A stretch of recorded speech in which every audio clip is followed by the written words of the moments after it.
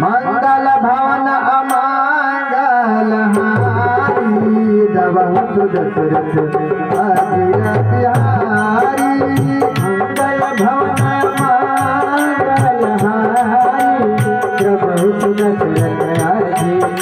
बिहारी आंगन कछुत ही समुधाई करी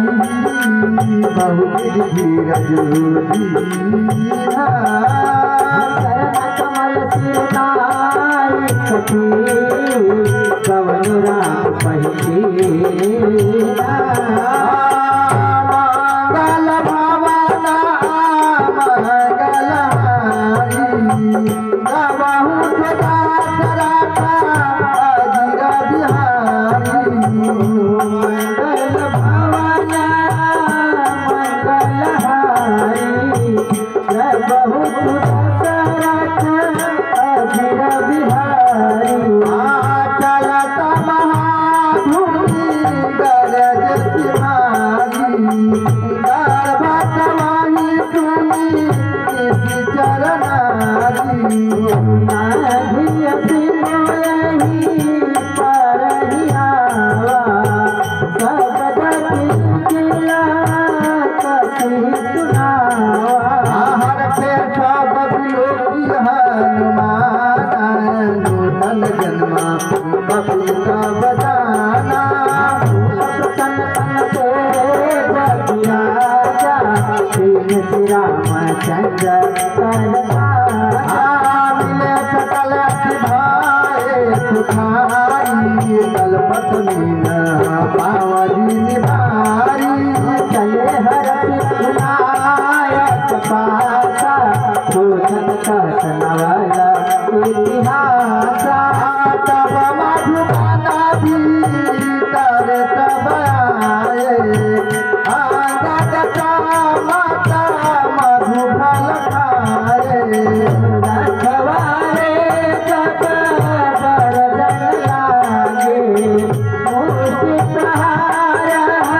नत सब भागे मंगल भवन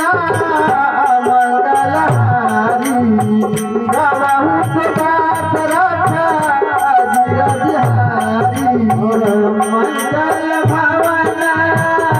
मंगल हारी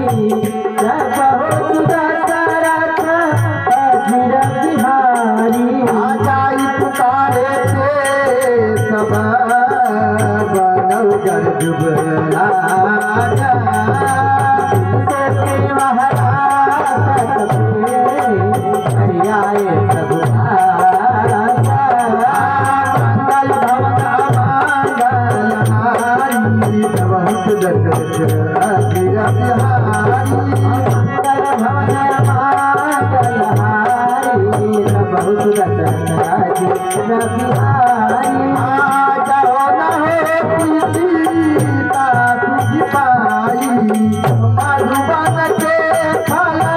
तराई दिखाई यही विद्वाना विचार कर राजा आई गए कपि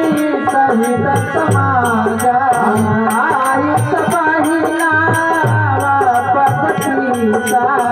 दिया सबहिया की प्रेमत पीसा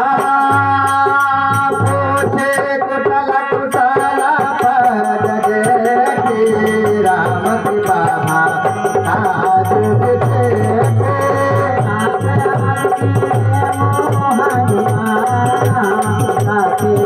कपिल